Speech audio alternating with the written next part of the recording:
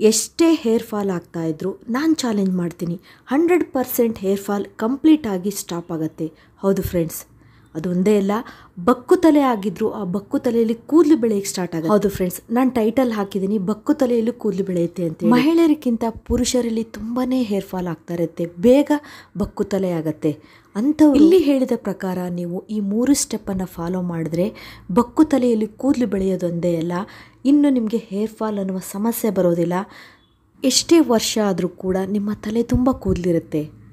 ಇವತ್ತು ನಿಮಗೆ ಬಕ್ಕು ತಲೆಗೆ ಮತ್ತು ಸಿಕ್ಕಾಪಟ್ಟೆ ಹೇರ್ ಫಾಲ್ ಆಗ್ತಾ ಇದ್ದರೆ ಏನು ಕಾರಣ, ಅದ್ರ ಜೊತೆಗೆ ಹೇರ್ ಫಾಲ್ ಆಗಬಾರ್ದು ಅಂದರೆ ನಾವೇನು ಮಾಡಬೇಕು, ಇದಕ್ಕೆ ಸಂಪೂರ್ಣವಾದಂಥ ಮಾಹಿತಿನ ಹೇಳ್ತೀನಿ.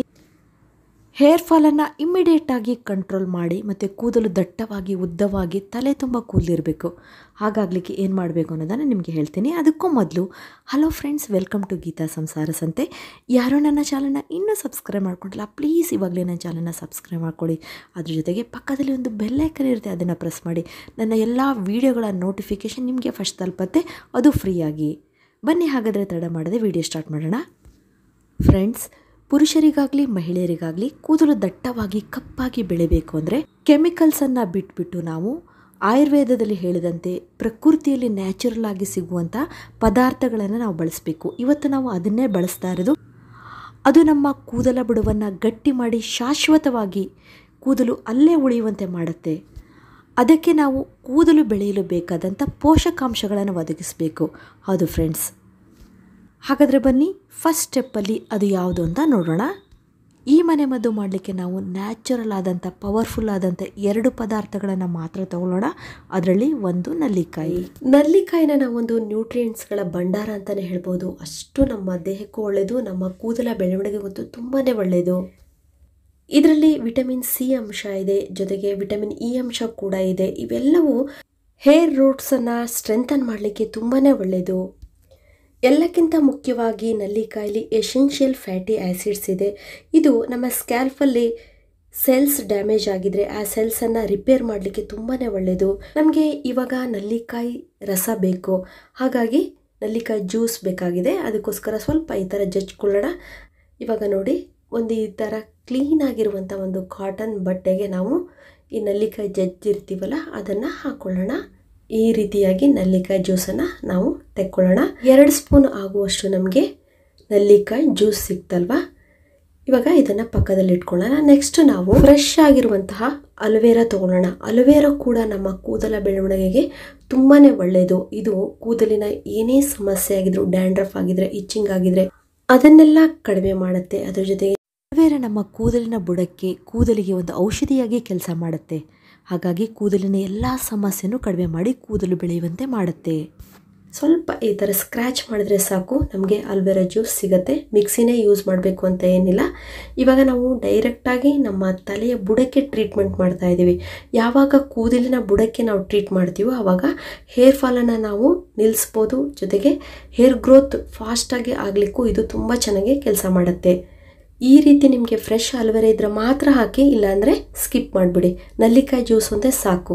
ಇವಾಗ ನೋಡಿ, ಇಲ್ಲಿ ಅಲೋವೆರಾ ಜ್ಯೂಸ್ 1 ಸ್ಪೂನ್ ಇದೆ, ಅದಕ್ಕೆ ನಾನಿಲ್ಲಿ 2 ಸ್ಪೂನ್ ಆಗುವಷ್ಟು ನಲ್ಲಿಕಾಯಿ ಪ್ಯೂರ್ ರಸವನ್ನು ಆ್ಯಡ್ ಮಾಡ್ತಾ ಇದ್ದೀನಿ. ಇನ್ನು ಇವಾಗ ಹೇರ್ ಫಾಲ್ ಆಗಲಿಕ್ಕೆ ಸ್ವಲ್ಪ ಕಾರಣಗಳನ್ನು ತಿಳ್ಕೊಳ್ಳೋಣ. ತುಂಬ ಜನಕ್ಕೆ ಹೇರ್ ಫಾಲ್ ಆಗಲಿಕ್ಕೆ ಕಾರಣ ನ್ಯೂಟ್ರಿಯೆಂಟ್ಸ್ಗಳ ಕೊರತೆ ಇದ್ದರೆ, ರಕ್ತಹೀನತೆ ಆಗಿದ್ದರೆ, ಮತ್ತು ಥೈರಾಯ್ಡ್ ಪ್ರಾಬ್ಲಮ್ ಇದ್ದರೆ, ಮತ್ತು ಜೆನೆಟಿಕ್ ಅಥವಾ ವಂಶವಾಹಿನಿಯಿಂದನೂ ಕೂಡ ಹೇರ್ ಫಾಲ್ ಆಗುವಂಥ ಸಾಧ್ಯತೆ ಇರುತ್ತೆ. ಒಂದು 30 ಸೆಕೆಂಡ್ಸ್ ಆದರೂ ನೀವು ನೀಟಾಗಿ ಮಿಕ್ಸ್ ಮಾಡ್ಕೊಳ್ಳಿ. ಇವಾಗ ಇದಕ್ಕೆ ನಾವು ಕೊಕೊನಟ್ ಆಯಿಲನ್ನು ಮಿಕ್ಸ್ ಮಾಡ್ಕೊಳ್ಬೇಕು. ಎಷ್ಟು ಬೇಕೋ ಅಷ್ಟನ್ನು ಮಾತ್ರ ತಯಾರಿ ಮಾಡ್ತಾ ಇದ್ದೀನಿ. ಇದು ಪುರುಷರು ಯೂಸ್ ಮಾಡ್ಬೋದು, ಮಕ್ಕಳು ಯೂಸ್ ಮಾಡ್ಬೋದು, ವಯಸ್ಸಾದವರು ಕೂಡ ಇದನ್ನು ಯೂಸ್ ಮಾಡ್ಬೋದು. ಇನ್ನು ವಿಡಿಯೋ ಎಂಡಂತೂ ನೋಡೋದು ಮರೀಲೇಬೇಡಿ ಫ್ರೆಂಡ್ಸ್, ಯಾಕಂದರೆ ಹೇರ್ ಫಾಲನ್ನು ಕಂಟ್ರೋಲ್ ಮಾಡಲಿಕ್ಕೆ ನಮಗೆ ಬೇಕಾದಂಥ ಯಾವ ನ್ಯೂಟ್ರಿಯೆಂಟ್ಸ್ಗಳು ತೊಗೊಳ್ಬೇಕು, ಏನು ಮಾಡಬೇಕು ಅನ್ನೋದು ತುಂಬಾ ಮುಖ್ಯ ಆಗಿರುತ್ತೆ. ವಿಡಿಯೋ ಎಂಡನ್ನು ನೋಡಲೇಬೇಕು ನೀವು.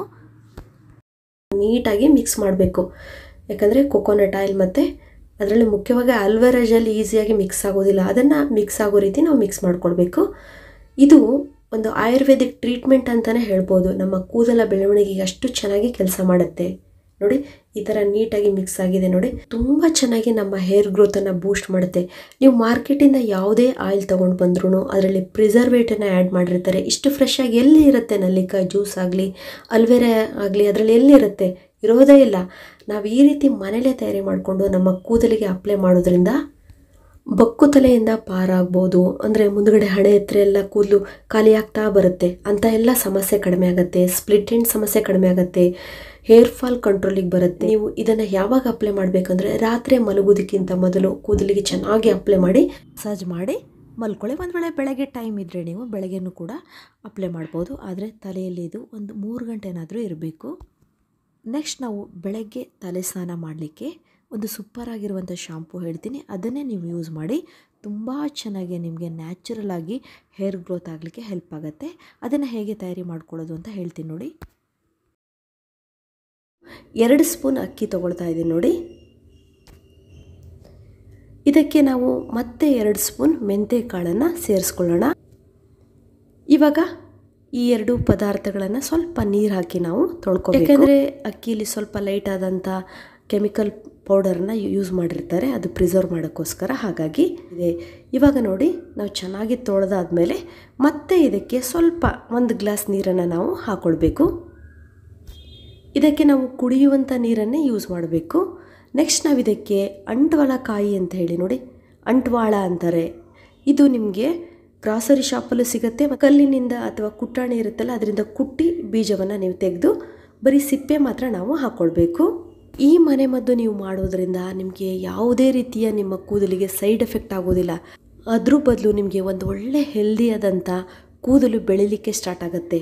ಅಷ್ಟು ಚೆನ್ನಾಗಿ ಕೆಲಸ ಮಾಡುತ್ತೆ. ಇವಾಗ ನೋಡಿ, ನಾವು ಅಂಟ್ವಾಳ ಮತ್ತು ಅಕ್ಕಿ ಮೆಂತೆಯನ್ನು ಹಾಕಿದ್ದೀವಲ್ಲ, ಇದನ್ನು ಚೆನ್ನಾಗಿ ನಾವು ಬಾಯ್ಲ್ ಮಾಡಬೇಕು.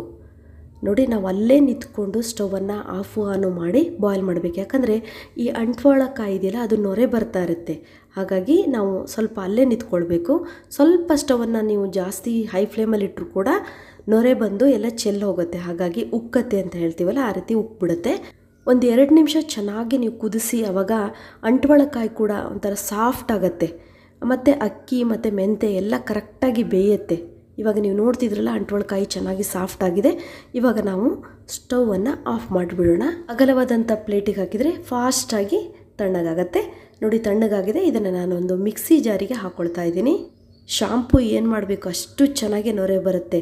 ಅದರಲ್ಲೂ ಇದು ನ್ಯಾಚುರಲ್ ಆಗಿ ನಮ್ಮ ಹೇರಿಗೆ ಯಾವುದೇ ಸೈಡ್ ಎಫೆಕ್ಟನ್ನು ಕೊಡೋದಿಲ್ಲ. ಕೂದಲು ಬೆಳೆಯಲೇಬೇಕಾದಂಥ ಮೆಂತೆ, ಅಕ್ಕಿ, ಅದ್ರ ಜೊತೆಗೆ ಅಂಟ್ವಾಳ ಕಾಯಿ ಎಲ್ಲ ಇದೆಯಲ್ಲ, ನಮ್ಮ ಕೂದಲಿಗೆ ಇದು ಒಂದು ಟಾನಿಕ್ ಥರ ಕೆಲಸ ಮಾಡುತ್ತೆ. ಇವೆಲ್ಲ ವಾಶ್ ಮಾಡ್ಕೊಳ್ಳಿ ಚೆನ್ನಾಗೇ.